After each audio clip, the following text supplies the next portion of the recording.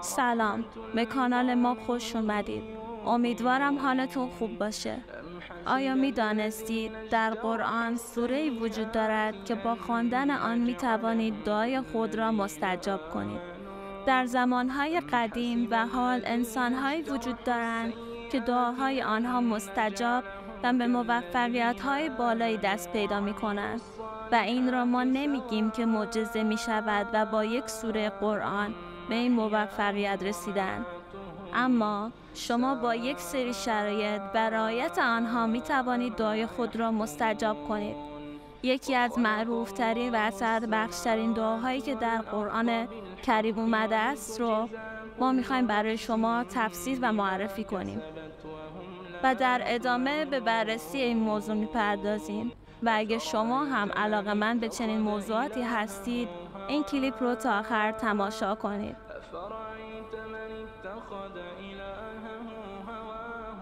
خواندن سوره نصر دارای آثار و برکات فراوان است که در این گزارش می توانید تفسیر اجمالی آیات آن را بخوانید.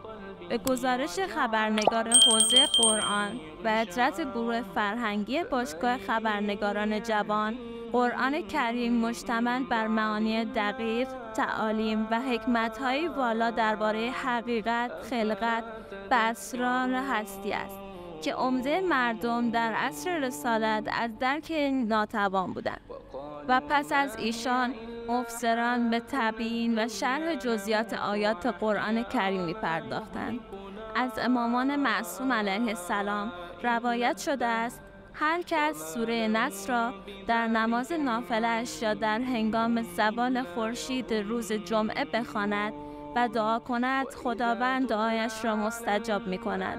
همچنین در روایت دیگر نقل شده است هر کس سوره نصر را در نمازهای واجب یا مستحب بخواند خداوند او را در مقابل همه دشمنانش یاری می کند.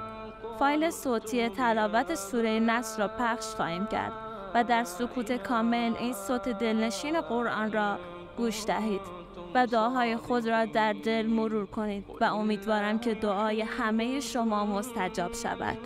الله الرحمن الرحیم.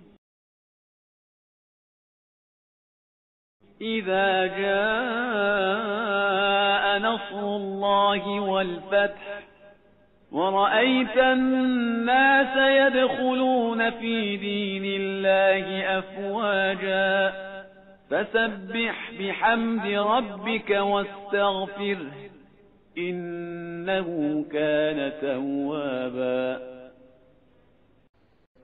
صدق الله العلي